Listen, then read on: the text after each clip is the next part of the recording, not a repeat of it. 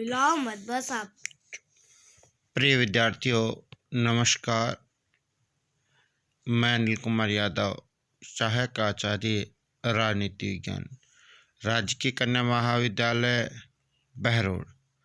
विद्यार्थियों, YouTube channel के इस वीडियो में आपका हार्दिक स्वागत और अभिनंदन। विद्यार्थियों, आज के इस वीडियो में हम शक्ति व सत्ता के मध्य संबंध को स्पष्ट करेंगे। तो विद्यार्थियों, बात करते हैं शक्ति और सत्ता के मध्य संबंध की। विद्यार्थियों, शक्ति और सत्ता में अनेक अंतर हैं, परंतु दोनों के मध्य इतना घनिष्ठ संबंध है कि दोनों एक दूसरे के पूरक हैं। एक दूसरे के सहयोग से ही वे अपनी भूमिका को ठीक प्रकार से करने में सक्षम हो पाते हैं। विद्यार्थियों, इनके संबंधों को हम निम्न बिंदु के अंतर्गत स्पष्ट कर सकते हैं। तो पहला बिंदु है, शक्ति के बिना सत्ता अप्रभावशाली होती है और बिना सत्ता के शक्ति असंस्थायीकृत होती है। अर्थात शक्ति के बिना सत्ता का कोई प्रभाव नहीं रह जाता और बिना सत्ता के शक्ति संस्थागत नहीं रहती, अर्थात वो संस्थायीकृत नहीं हो पाती। कुछ विचारकों का मानना है कि शक्ति के बिना सत्ता अप्रभावशाली होती है और बिना सत्ता के शक्ति प्रभुत्व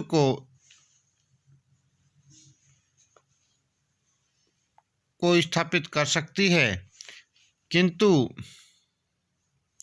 यह असंस्थायीकृत रहती है।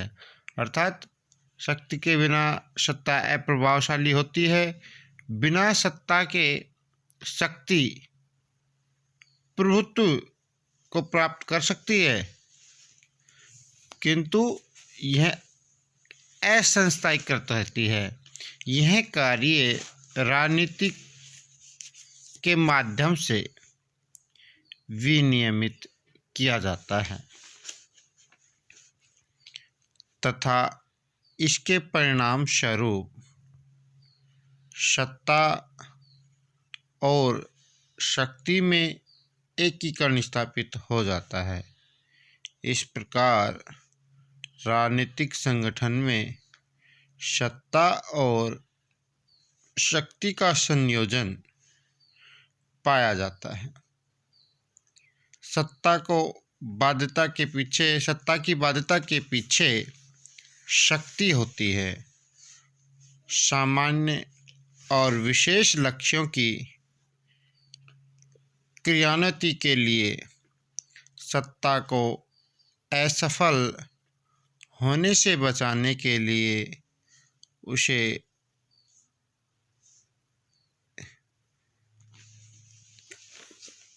दमनात्मक शक्तियों की आवश्यकता होती है। अतः स्पष्ट है कि सत्ता और शक्ति परस्पर पूरक होती है। अब बात करते हैं विद्यार्थियों अगले बिंदु पर, सत्ता शक्ति सातत्य।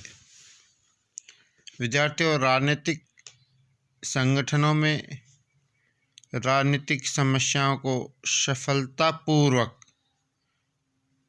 सुलझाने के लिए सत्ता शक्ति सातत्य की आवश्यकता होती है।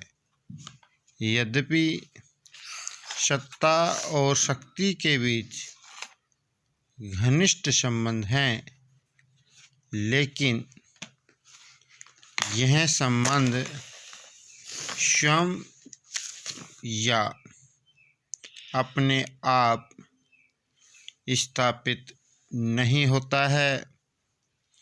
इन दोनों के बीच कानूनी नेतृत्व आदि के द्वारा सातत्य स्थापित किया जाता है। इस सातत्य की स्थापना के बाद ही शासन का सुचारू रूप से संचालन संभव हो पाता है। तो विद्यार्थियों, हमने यहाँ पर शक्ति, सत्ता, सातत्य को स्पष्ट किया। अब बात करते हैं अगले बिंदु पर विद्यार्थियों, शक्ति, सत्ता संबंधों की परिवर्तनशीलता।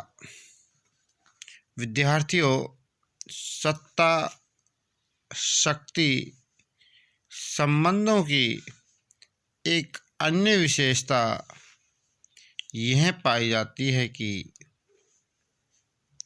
इनके संबंध धीरे धीरे या सहसा विभिन्न व्यक्तियों और समूह में बदलते रहते हैं। ये विस्तृत या संकेंद्रित हो सकते हैं। उदाहरण के लिए बात करें विद्यार्थियों, तो उदाहरण के लिए सोवियत रूस में सत्ता और शक्ति का संकेंद्रित रूप देखने को मिलता था। अर्थात सत्ता और शक्ति संकेंद्रित होती है। बात करें विद्यार्थियों संयुक्त राज्य अमेरिका में,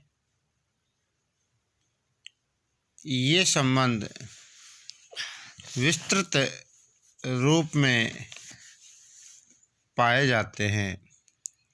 तो इस प्रकार विद्यार्थियों, इस वीडियो के माध्यम से हमने शक्ति और सत्ता के मध्य संबंधों पर चर्चा की। संक्षिप्त रूप से शक्ति व सत्ता के मध्य संबंधों को हमने 3 बिंदुओं के माध्यम से स्पष्ट किया। नंबर 1 था कि शक्ति के बिना सत्ता अप्रभावशाली होती है और बिना सत्ता के शक्ति असंस्थायीकृत होती है।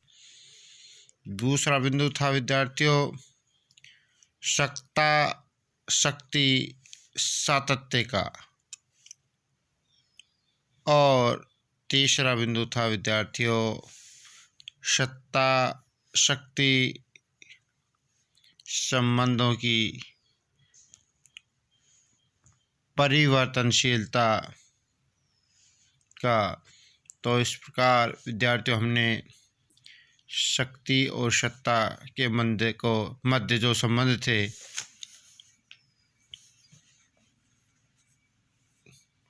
उन पर चर्चा की। धन्यवाद विद्यार्थियों।